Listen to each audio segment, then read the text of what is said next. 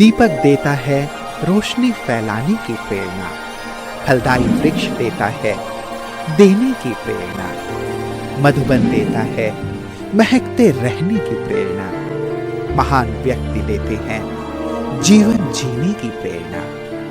आओ प्रेरणा से दें हम सभी को प्रेरणा।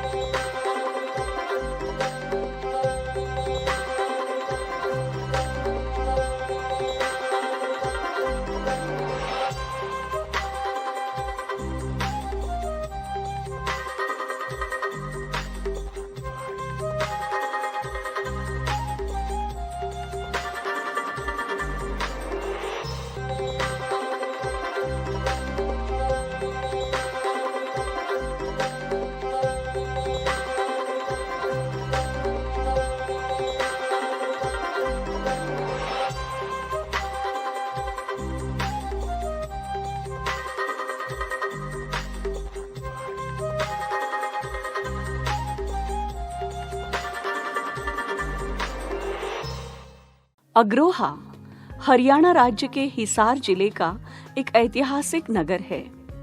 अग्रोहा अग्रवाल समुदाय का मुख्य स्थान है। यहाँ का अग्रोहा धाम प्रसिद्ध पर्यटन स्थल है। अग्रोहा ब्रह्मा कुमारी ईश्वरीय विश्वविद्यालय की मुख्य संचालिका है राजयोगिनी ब्रह्मा कुमारी रेणु दीदी जी। आपका जन्म 1979 में हिसार में हुआ। बचपन से आपको भक्ति, चित्रकला और संगीत कला में विशेष रुचि थी। आप मिलनसार, शांत चित्त, अंतर्मुखता आदि गुणों से भरपूर है। सत्य की खोज में 1998 में आपको परमात्म ज्ञान की प्राप्ति हुई। 1999 में आपने अव्यक्त बाप दादा से अलौकिक मिलन मनाया। बाबा से और दादियों से प्रेरणा लेकर वर्ष 2000 में आपने अपना जीवन ईश्वरीय सेवाओं में समर्पित किया। 2001 से 2011 तक हिसार में आपने अपनी ईश्वरीय सेवाएं प्रदान की। 2011 से अग्रोहा में स्थायी रूप से आप अपनी ईश्वरीय सेवाएं प्रदान कर रही हैं। जन जन को ईश्वरीय संदेश देते हुए आपने अनेक कार्यक्रम आयोजित किए।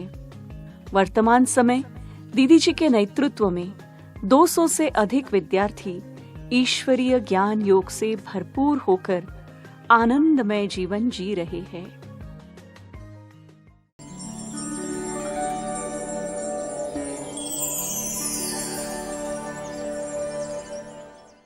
बचपन से मेरी रुचि भक्ति भावना में थी, क्योंकि लौकिक माता जी जो थे वो काफ़ी भक्ति में, मंदिर जाना, व्रत करना, इन सब में इंटरेस्टिंग थे। तो मैं भी उनके साथ शिवालय में जाया करती थी।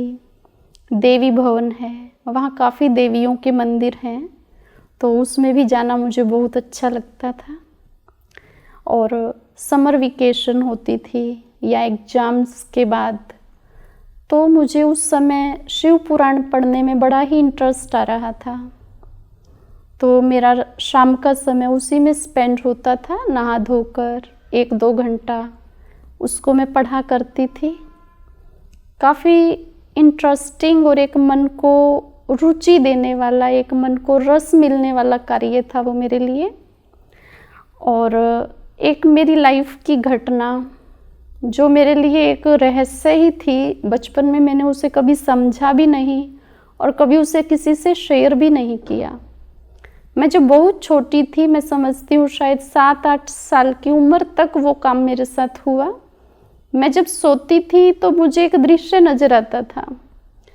नीचे जैसे एक विनाश का दृश्य होता था, लोग एक दूसरे को मार रहे हैं, हाहाकार मची हुई है।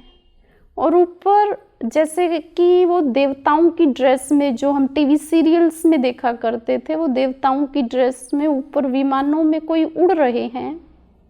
उस समय तो मुझे ये भी मालूम नहीं था कि इसे विमान कहते हैं या ये सब क्या है, लेकिन ये सब दृश्य देखकर मैं डर जरूर जाती थी कि ये सब क्या हो रहा है, कौन उड़ रहा है और नीचे ये इतना लड़ाई झगड़ा क्यों हो रहा है। तो ऐसा बड़ा होते होते मेरे ये सब दृश्य दिखने मेरे बंद हो गए थे, केवल भक्ति ही मैं कर रही थी। लेकिन इसी बीच मेरी माताजी ज्ञान में चल पड़े। तो जब वो माताजी ज्ञान में चले तो उनकी भक्ति भावना बिल्कुल ही छूट गई। अब मेरे लिए एक ये कन्फ्यूजन का विषय था कि ये जिस ज्ञान में चल रहे हैं मैं उसको फॉलो करूं या जो भक्ति मैं अभी तक करती थी मैं वो करूं। एक बार मैंने ऐसा भी किया था, मैंने बहुत सारी पर्चियां तैयार की जिसमें मैंने सब देवी देवताओं के नाम और साथ में एक शिव नाम की भी पर्ची डाल दी। तो कम से कम मैंने 7-8 बार उन पर्चियों को उछाला और एक पर्ची निकाली, लेकिन वंडरफुल बात हर बार नाम शिव ही आ रहा था। लेकिन मैं फिर भी उसे एक्सेप्ट करने के लिए तैयार नहीं हो रही थी। मैं ज्योग्राफी की स्टूडेंट थी, मेरे पास ज्योग्राफी था, ग्रेजुएशन में भी मेरे पास ज्योग्राफी ही थी। तो सृष्टि लाखों वर्ष पुरानी है, करोड़ों वर्ष पुरानी है, तो वो सब बातें अलग थी। और यहाँ जो ज्ञान दिया जा रहा था कि सृष्टि चक्र 5000 वर्ष का है, ये बात मेरा मन, मेरी बुद्धि एक्सेप्ट नहीं कर पा रहे थे।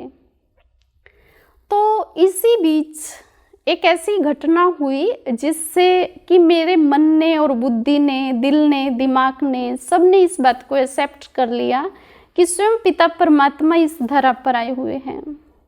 वो घटना क्या थी कि हमारे लौकिक में एक हमारी कजन थी। एक्चुअली हमारी माताजी की तरफ से जो मायके वाला उनकी फैमिली थी वो सभी ज्ञान में चलते थे।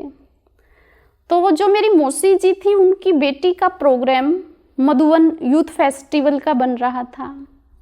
तो उनकी तरफ से पापा के पास भी फ़ोन आया था कि अगर रेनू जा रही है तो हम इसको भी भेज देंगे।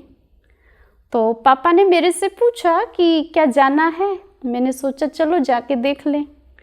तो उसके बीच में ये घटना शायद जुलाई की है और जाना था अगस्त में। तो मेरे पास 1 मंथ था, मैंने सोचा क्यों ना मैं स्टडी कर लूँ। तो माता जी की लाई हुई काफ़ी ज्ञान अमृत पड़ी थी, तो मैंने वो उठाई और वो पढ़ना शुरू किया। तो उसमें मुझे याद है 2 आर्टिकल्स ऐसे थे, स्पेशली एक राम ऋषि शुक्ल नाम के भाई जी थे, उनका आर्टिकल ऐसा था जिसने मेरे मन और बुद्धि को बिल्कुल ही चेंज कर दिया। तो उनकी बताई हुई बातों से मेरी बुद्धि ने ये स्वीकार किया कि सृष्टि चक्र 5000 वर्ष का ही है। और उसी दिन से मैंने नियम धारणाओं को फॉलो करना शुरू कर दिया। खान पान की शुद्धि, क्योंकि माता जी तो काफ़ी पहले से ही ज्ञान में चल रहे थे, शायद 10 साल उनको हो चुके थे उस टाइम ज्ञान में चलते हुए। तो मुझे सारे रूल्स वगैरह पता थे, तो मेरे लिए फॉलो करने में कोई परेशानी नहीं हुई। फिर जब मैं ज्ञान में चल पड़ी, मैं मधुवन गई, तो वो तो यूथ फेस्टिवल में मैं गई थी और ज्ञान सरोवर में मेरा जाना हुआ था। उसके बाद आके लौकिक पढ़ाई जारी रखी। फिर बाप दादा मिलन का प्रोग्राम बना। तो 99 की बात है, दिसंबर 31 उस दिन बाबा ने आना था। तो वो मेरे लिए एक वंडरफुल दिन था। मैं बाबा से जब मिलने के लिए बैठी थी, उस समय बाबा लगभग 12:30 के आसपास तक रहते थे। तो जब मैं बाप दादा से मिलन मना रही थी, तो क्या वंडर था मेरे लिए कि मैं अगर सामने देखती हूँ तो दादी गुलजार के मस्तक पर मुझे 2 आत्माएं नजर आ रही थी और मुझे दादी गुलजार का चेहरा बिल्कुल भी नजर नहीं आ रहा था। मुझे वहाँ पे ब्रह्मा बाबा का चेहरा नजर आ रहा था। और ये केवल 1 मिनट या 2 मिनट की बात नहीं है, जब तक बाबा का पार्ट चलता रहा। अगर मैं टीवी में देखती थी तो मुझे दादी गुलजार का चेहरा नजर आता था, अदरवाइज सामने देखती थी तो मुझे ब्रह्मा बाबा का चेहरा और 2 स्टार दादी के मस्तक पर नजर आ रहे थे। और मेरी आंखों से आंसू रुक नहीं पा रहे थे। मैं नहीं जानती वो मेरे साथ क्या हो रहा था। क्योंकि बचपन से मेरे को एक बहुत ज़्यादा प्यास थी कि मैं परमात्मा से मिलूं, डायरेक्ट मिलूं। कोई तरीका तो नज़र नहीं आता था, लेकिन रात को मैं बातें किया करती थी कि शायद कभी परमात्मा मेरे से मिलेंगे। मैं उनसे कहा करती थी कि कभी तो मेरे से मिलो, मुझे एक बारी एक झलक तो दिखाओ। तो उस दिन जैसे मेरी जन्म जन्म की आश पूरी हो गई थी और वो मेरी लाइफ का बेस्ट दिन था। खैर, बाबा का पार्ट ख़त्म हो रहा था और लास्ट में हम थोड़ा सा सोफे के पास आ गए थे। जैसे ही बाबा का भोजन का प्रोग्राम शुरू होता है तो उसके बाद आगे का स्थान खाली हो गया था, तो मैं बिल्कुल आगे चली गई थी। तो वो भी मेरे लिए एक वंडरफुल बाबा को देखने का जो अनुभव था इतना समीप से, वो मैं शब्दों में नहीं बयान कर सकती। खैर, वापसी का टाइम आया और मैं जब बस में बैठी थी रेलवे स्टेशन की ओर जाने के लिए, तो मुझे याद है हमारी दीदी हैं, अनीता दीदी, उन्होंने कहा, मैं बस में बैठी थोड़ा आंसू बहा रही थी और वो क्या खुशी के आंसू थे या पता नहीं बिछुड़ने के आंसू थे कि मैं बाबा के घर से जा रही हूँ। तो दीदी ने कहा कि इसको शायद मम्मी की याद आ रही है, लेकिन ये तो मैं जानती थी कि मुझे तो कौन सी माँ आकर्षित कर रही है, किसकी मुझे याद आ रही है इस समय। तो खैर, उसके बाद मेरा वापस आने का प्रोग्राम हुआ और मैं घर आ गई। उस टाइम मैं एमए कर रही थी। तो जब मैं कर रही थी तो आने के बाद मैंने पापा से बोला कि मुझे सेवा पे जाना है। तो पापा ने कहा, पापा शुरू से ही कहते थे कि कमाओ और खाओ, दान में दिया हुआ क्यों खाओ। तो पढ़ाई में मैं अच्छी थी तो पापा को इंटरेस्ट था कि ये कुछ बन जाए और अच्छा है, नाम वाला करे। और मेरे को भी यही होता था कि मैं सेंटर पे नहीं रहूँगी, मैं घर में ही रहूँगी और घर में रह के ही मैं सेवा करूँगी। हाँ, जो मेरी इनकम होगी मैंने सोचती थी कि उसका आधा मैं सेंटर पे दे दिया करूँगी। अभी तक मेरी ये सोच थी। लेकिन जब मैं बाबा से मिल रही थी, मुझे आज भी वो महावाक्य याद है बाबा के, मैं भूल नहीं सकती। बाबा ने उस दिन क्या कहा था मुरली में, ये 31 दिसंबर की मुरली की बात है। बाबा ने कहा था, बच्चे कहते हैं बाबा हम देख लेंगे, हम कर लेंगे। तो बाबा ने शब्द कहे थे कि बच्चे, बाबा भी देख लेगा। मुझे ये याद नहीं आ रहा है अब कि वो किस भाव से बाबा ने कहे थे, लेकिन मेरे मन और बुद्धि को क्या टच हुआ कि बाबा मेरे से ये चाह रहे हैं कि बस अब समय थोड़ा रह गया है, अब समय वेस्ट नहीं करना है। तो खैर, उसी दिन मैंने प्रण कर लिया था कि अब तो मैंने बाबा के घर में समर्पित हो ही जाना है। तो अब जब बाबा ने ये शब्द बोले थे और मैं घर वापस आई, तो अब भी पापा ने वही शब्द रिपीट किए कि हम दान का दिया हुआ क्यों खाएं, तो हम तो कमा के खाएं। तो अब मैंने पापा को क्या शब्द बोले थे कि मैं दान में दिया हुआ नहीं खाऊंगी, मैं तो सेवा करके खाऊंगी। मुझे नहीं पता वो शब्द मेरे मुंह से कैसे निकले थे। और खैर, उसी दिन मैंने फैसला ले लिया था और मैं बाबा के घर वापस आके 1 महीना मेरा थोड़ा शरीर का हिसाब किताब का पेपर आया। शायद फर्स्ट टाइम है मेरी लाइफ में, इतना कहूँ कि मुझे फीवर हुआ था और 1 महीने तक वो प्रॉब्लम चली थी। फिर मुझे याद है शिवरात्रि पर माता जी ने मधुबन जाना था। अभी हम आए थे जनवरी में और फरवरी में माता जी मधुबन चले गए और मैं पीछे से सेंटर पर आ गई। तो इस तरीके से मेरा बाबा के घर में आना हुआ। जब मैं मधुबन बाबा से मिलने गई तो जो बाबा ने मुझे वरदान दिया था, मुझे याद है एक दिन बाबा की मुरली जो चल रही थी, बाबा ने बेफिक्र बादशाह का वरदान मुझे दिया था और एक बाबा ने फरिश्ता भव का वरदान दिया था। तो ये दोनों ही वरदान मैं प्रैक्टिकल अपनी लाइफ में देखती हूँ कि रियल में बेफिक्र, जब हम फिक्र करते हैं तो वो सेवा अच्छी होने की बजाय खराब हो जाती है। लेकिन जब हम बेफिक्र होकर और बाबा को सभी बातें सौंप कर फिर उस सेवा को करते हैं तो बिना मेहनत किए ही ऐसी फीलिंग आती है कि जैसे हमने कुछ किया ही नहीं है। जितनी बड़ी सेवा होती है हमें नज़र आता है कि बिल्कुल भी थकावट उसमें होती ही नहीं है। तो इस तरीके से बाबा ने बेफिक्र बादशाह और फरिश्ते भव का हमें वरदान दिया और उसी फीलिंग को हम आगे बढ़ाते रहते हैं। टीचर बनने की प्रेरणा एक तो मुझे बाप दादा से मिली थी और इसके अलावा बड़े दादी जी जो थे हमारे, उनका काफ़ी इस मामले में सहयोग रहा था। क्योंकि जब मैं बाबा से मिलन मनाने के लिए गई थी, तो जिस दिन बाबा मिले थे 31 दिसंबर को 99 को, उसके अगले दिन था 1 जनवरी और उस दिन संडे था। तो उस दिन बड़े दादी जी ने मुरली सुनाई थी। उस टाइम पूरी मुरली दादी जी ही सुनाया करते थे। और बड़े दादी जी तो आपको पता ही है कैसे उमंग उत्साह से खुद भी भरे रहते थे और दूसरों को भी भरपूर करते थे। तो दादी जी के महावाक्य मुझे याद आ रहे हैं। दादी जी ने कहा था, कुमारियाँ नौकरी की टोकरी उठाएंगी या सिर पर ताज पहनेंगी। तो दादी के ये भी शब्द थे कि चने मुट्ठी के पीछे बादशाही क्यों गवाती हो मुट्ठी।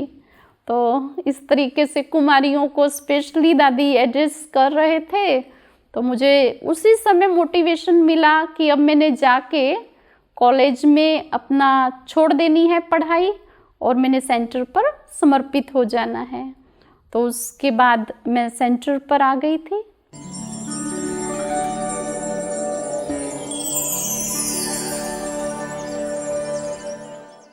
तो सेवाओं के अनुभव की मैं एक बात शेयर करूंगी। एक भाई ने मुझे कहा कि दीदी आप शहरों में जाके सेवा कीजिए, आप गांव में इन माताओं के साथ, इन अनपढ़ लोगों के साथ क्यों अपना टाइम वेस्ट कर रहे हैं।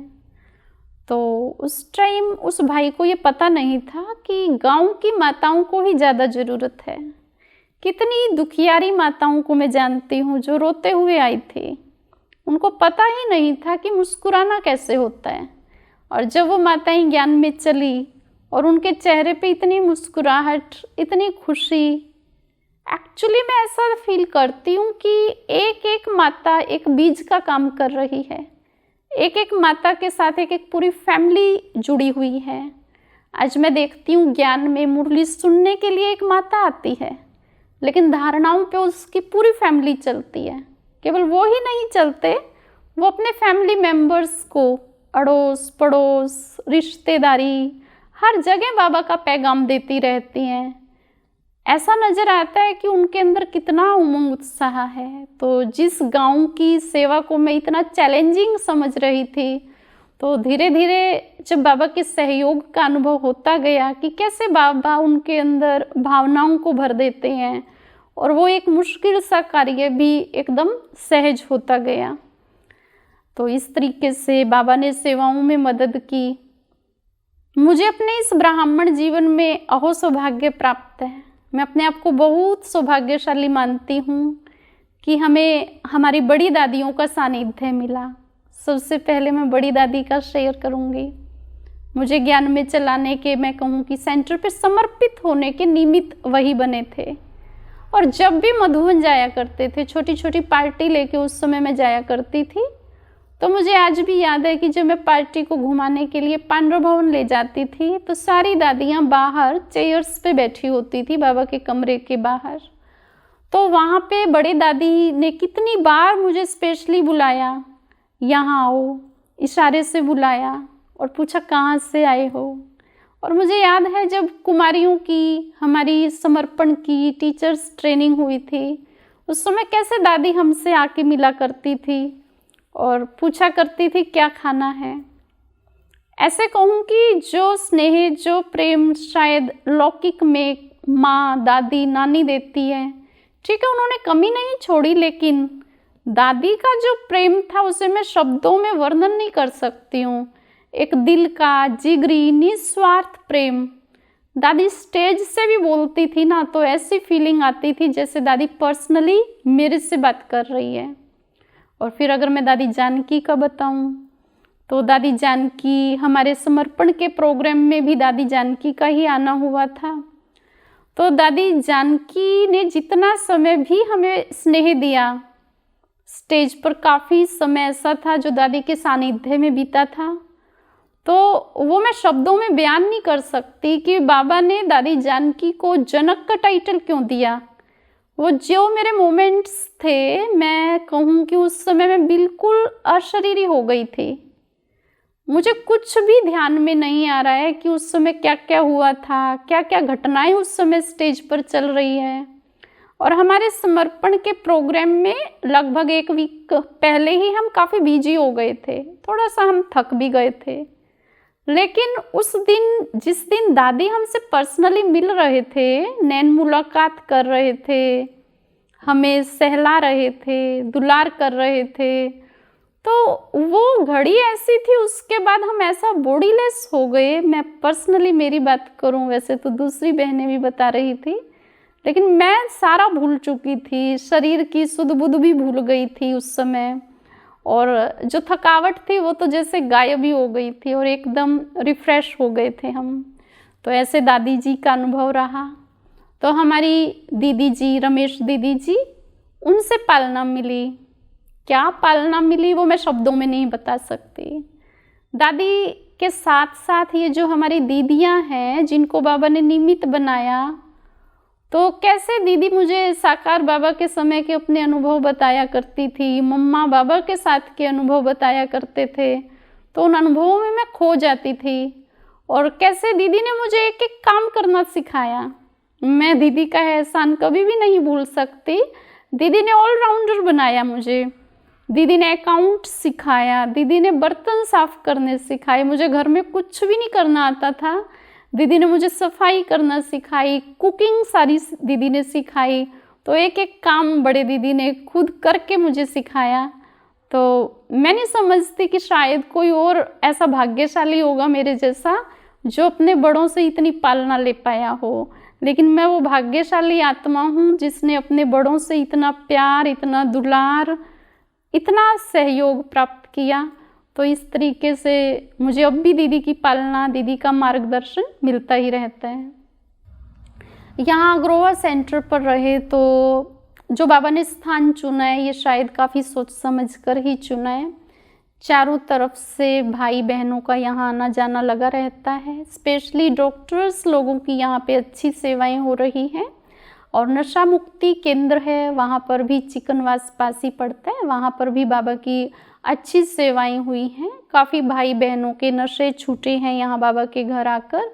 और स्थान स्थान पर यहाँ पर प्रदर्शनियाँ लगाई जाती हैं, स्थान स्थान पर यहाँ पर गीता पाठशालाएँ खोलने का प्रयास रहता है। और यहाँ पर काफ़ी पार्क वगैरह है। अग्रोहा धाम हमारे बिल्कुल पास है, तो वहाँ पर भी प्रदर्शनियाँ लगाई जाती हैं जहाँ पूरे भारत से बाबा के बच्चे आते हैं, बाबा की आत्माएं आती हैं और उन सबको बाबा का संदेश दिया जाता है। जब से बाबा के बच्चे बने हैं तो ब्राह्मण जीवन में इस बात पर विशेष ध्यान दिया गया मेरा कि बड़े जो कहते हैं उसमें हाँ जी का पाठ पक्का किया जाए। क्योंकि जो बाबा के शब्द हैं मैंने प्रैक्टिकली देखे कि जो बात एकदम मुझे ऐसा लग रहा था कि ये करूं या ना करूं, लेकिन बड़ों की बात जब मैंने मानी तो उसका रिजल्ट बहुत अच्छा निकला। तो मैंने अपने जीवन में ये धारणा बना ली कि चाहे वो मुझे मुश्किल लग रहा है या मुझे सहज लग रहा है, लेकिन बड़ों ने अगर मुझे कहा कि ये कार्य करना है तो वो कार्य मुझे करना ही है। तो हाँ जी का पाठ पक्का रख के चलना है। और स्पेशली बाबा के जो महावाक्य हैं, मुरली है, तो ये ध्यान में रखती हूँ कि सारा दिन मुरली के ऊपर मंथन चलता रहे, मुरली के ऊपर विचार चलता रहे, संकल्प चलते रहें। और ये भी एक ध्यान में रहता है कि व्यर्थ की बातों से अपने आप को बचा कर रखें, अपने समय और संकल्प को वेस्ट नहीं करना है। वर्तमान समय में इस बात पर अटेंशन दे रही हूँ कि चेकिंग करती चलूँ। बाबा हर रोज़ जब मुरली सुनाते हैं तो मैं ऐसा समझ के मुरली सुना रही होती हूँ कि मैं दूसरों के लिए नहीं, ये मुरली स्वयं को सुना रही हूँ। तो हर लाइन में मेरा ध्यान जाता है कि मैं अपनी चेकिंग करूँ कि मेरे अंदर ये कोई कमियाँ रही हुई तो नहीं है, और रही हुई है तो मैं उसे रियलाइज करती हूँ और मैं पूरा फोकस आजकल कर रही हूँ कि उसको चेंज किया जाए। स्पेशली मैं ध्यान दे रही हूँ कि मेरे शब्द कम से कम हों, मेरा संबंध संपर्क ऐसा ना हो कि वो मुझे वेस्ट की तरफ ले जाए। मैं न्यारा और प्यारा होने की आजकल प्रैक्टिस कर रही हूँ। साक्षी दृष्टा कैसे रहूँ, दूसरों के पार्ट को देखते हुए जो डिस्टरबेंस होती है वो डिस्टरबेंस ना हो। हम दूसरों के पार्ट को देखें कि वो कैसा भी पार्ट प्ले कर रही है, लेकिन अपने आँखों को कैमरा बना दे, वो कैसा भी पार्ट प्ले करती रहे लेकिन उसका प्रभाव मेरे मन पर ना पड़े। तो अपनी स्थिति को डबल लाइट बना के रखूं, हल्का बना कर रखूं। बाबा ने मुझे वरदान दिया था कि डबल लाइट फरिश्ता बनकर रहो, तो मैं वर्तमान समय यही अभ्यास कर रही हूँ कि उस स्थिति को अपना मेंटेन करके रखूं। अंतिम समय के लिए मैं ये पुरुषार्थ कर रही हूँ। जैसा कि बाबा ने बताया कि अंत में सब आत्माएं सरसों मिसल चली जाएंगी। आत्मा शरीर से ऐसे निकले जैसे कि मक्खन से बाल। तो मैं बार बार अपने आप को ये स्मृति दिलाती हूँ कि अब मुझे वापस घर जाना है। मैं महसूस करती हूँ कि ये दुनिया जो मुझे नज़र आ रही है, ये जो संबंधियों के साथ जो सेंटर पे हम रह रहे हैं, जो हमारा अलौकिक परिवार है, इनके साथ रहते हुए भी मेरी बुद्धि डिटैच रहे, किसी में लिप्त ना हो जाए, ना अपने संस्कारों में फंसें, ना दूसरों के संस्कारों में फंसें, न अपनी देह, न संबंधी, न वस्तु, कोई भी मुझे अपने में बांध ना सके। तो जीवन मुक्त स्थिति जो बाबा चाहते हैं स्वर्ग में होगी, उससे पहले ही इसी जन्म में, इसी ब्राह्मण जीवन में लक्ष्य है कि उसी जीवन मुक्त स्थिति की मैं तैयारियां करूं। उसके लिए आत्मिक स्थिति के अभ्यास पर ध्यान देती हूँ। दूसरों को भी मस्तक पर आत्मा देखूं, इसके ऊपर अटेंशन रहता है। तो इस तरीके से अंतिम समय के लिए साक्षी दृष्टा का भी अभ्यास बढ़ाने पर ध्यान देती हूँ। किसी के पार्ट को देखती हूँ तो बार बार स्मृति में ये लाने की कोशिश करती हूँ कि ये आत्मा अपना पार्ट प्ले कर रही है, उसके अच्छे या बुरे पार्ट का मेरी मनोस्थिति पर कोई प्रभाव न पड़े। इसी पुरुषार्थ पर अपना ध्यान देती हूँ। अपने इस ब्राह्मण जीवन में मैं अपने सभी भाई बहनों के लिए यही संदेश देना चाहूँगी कि वर्तमान समय जो हमें इशारा मिल रहा है, बाबा ने समाप्ति वर्ष तो मना ही दिया है, तो क्यों ना हम भी अपने पुराने संस्कार, स्वभाव, उनका संस्कार कर दें। जो हमारे अंदर कमी कमजोरियां रही हुई हैं, आत्मा सूक्ष्म में उसकी निगरानी करे। अब दूसरों को देखने का समय जा चुका है, अब दूसरों की चेकिंग का समय जा चुका है। अब वर्तमान समय है स्वयं को शिक्षा देकर एक माइक्रोस्कोप आत्मा बन जाए और अपनी छोटी से छोटी चेकिंग करे कि कोई भी विकार, कोई भी सूक्ष्म अवगुण मेरे अंदर तो नहीं रहा, और उसको हम समाप्त करते जाएं और संपन्न और संपूर्ण बनकर बाबा का नाम बाला करें, बाबा की आशा पूर्ण करें। और जो बाबा हमारा बाहें पसार कर इंतजार कर रहे हैं, तो हम ऐसे फरिश्ता बने कि बाबा की बाहों में समा जाएं। ओम शांति।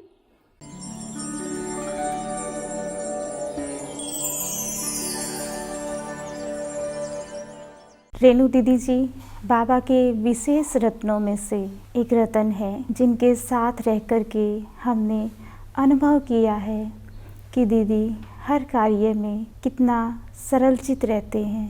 दीदी का व्यवहार बहुत ही हर्षित मुख है और हल्का होकर के रहते हैं। दीदी यज्ञ में जो भी भाई बहन किसी भी समस्या को लेकर के आते हैं, तो दीदी उनकी बहुत अच्छे से सुनते हैं और उनकी समस्या का समाधान देते हैं, जिससे वो खुश होकर के जाते हैं। दीदी इकोनॉमिक होकर के रहते हैं, जिससे हमें भी सीखने को मिलता है कि बाबा के यज्ञ की हर एक चीज़ से हमारा कितना प्यार होना चाहिए। दीदी का जो स्वभाव है बहुत ही सरलचित है, और दीदी से हमें बहुत सी अच्छी बातें सुनने को मिली। उन्होंने जो ज्ञान दिया है उच्च कोटि का है। दीदी ने हमें जो ज्ञान रत्न दिए हैं, उनसे हम अपने जीवन में आगे बढ़ने का बहुत ही अच्छा तरीका है, और हम अपने आप को फरिश्ता महसूस करने लगे हैं। दीदी जी का जो स्वभाव है वो बहुत ही सरल और शांत है, और उनका जो बाबा के प्रति, बाबा की सेंटर की प्रगति के प्रति, और बाबा के जो सारे बच्चे हैं उनके साथ जो प्रेम और समान, यानी कि हर बच्चे को वो एक समान देखती हैं। ऐसे नहीं कि भाई कोई गरीब है कि अमीर है। तो ये जो उनका व्यवहार है वो हमें आकर्षित करता है। दीदी जी कोई भी चीज़ वेस्ट नहीं करती, वेस्ट चीज़ को कैसे बेस्ट बनाया जाए ये हमने दीदी जी से सीखा। दीदी जी का स्वभाव बिल्कुल सरल, शांत और मिलनसार है। दीदी जी से सीखा कि संगठन में कैसा रहना और बड़ों के साथ कैसे बोलना। दीदी जी उमंग उत्साह में रहते और सभी भाई बहनें और हमें भी उमंग उत्साह से आगे बढ़ाते। दीदी से हमेशा सदैव हमने ज्ञान योग की बातें सीखी हैं। दीदी का व्यवहार बहुत ही सरल एवं शांत स्वभाव है। दीदी ने इनका जो व्यवहार है बहुत ही अच्छा लगा हमें, और इसे देखते हुए मैं चाहता हूं कि मतलब हम ऐसे ही इनके साथ बने रहें। और जब से ये सेंटर पे आए हैं, ठीक है, तो इन्हें देख के कुछ महसूस होता है कि हाँ भी हम इनके लिए कुछ कर सकते हैं। दीदी बहुत ही सादा जीवन व्यतीत करती हैं, जैसे कहते हैं ना कि सादा जीवन उच्च विचार। और दीदी ज्ञान का मंथन बहुत गहराई से करती हैं, और उस मंथन का हमें भी मुरलियों के द्वारा समझाती हैं उसे, जिससे वो ज्ञान हमारे अंदर भी गहराई से बैठ सके। और दीदी का ना बड़ों के प्रति बहुत ही रिगार्ड है। दीदी बड़े जो भी कहते हैं ना, दीदी उनको सच्चे दिल से हाँ जी करके स्वीकार करती है। रेणु दीदी के पास रह के हमने बहुत कुछ सीखा, जाना, ज्ञान को अच्छी तरीके से समझा। रेणु दीदी की विशेषताओं के बारे में अगर बात करूं, माँ के जैसे पालना देती हैं और टीचर के जैसे सिखाती भी हैं और मार्गदर्शन भी करती हैं। हमेशा मुस्कुराना, दीदी की जो मुस्कुराहट है वो बहुत प्यारी है। वो भी दीदी से सीखा कि चेहरे पर हमेशा मुस्कुराहट रखें, उनकी तरह ही मुस्कुराते रहें। दीदी से मेरा संपर्क हुआ। दीदी ने इतनी गूढ़ बातें हमें बताई, हमें ज्ञान के बारे में बताया, जैसे हमने कोर्स किया उसके बारे में बताया, तो हमें इतना अच्छा लगा। और ऐसा लगा कि पता नहीं कौन सी दुनिया से ये आए हैं। मतलब उनका ज्ञान सुन के हमें बहुत अच्छा लगा। ऐसे ही मतलब कहते हैं ना, जैसे बड़े बुजुर्गों का अगर हमारा सिर पे हाथ होता है तो गृहस्थी में तो अच्छे से हमारा परिवार चलता है, वैसे ही हमें मतलब बड़े बुजुर्ग मिलते हैं, वैसे ही हमें दीदी मिल गई। अगर गृहस्थी में कोई भी ऐसी बातें होती है, ऊंच नीच हो जाती है, हम दीदी से बात करते हैं और दीदी हमें बहुत अच्छे से समझाते हैं।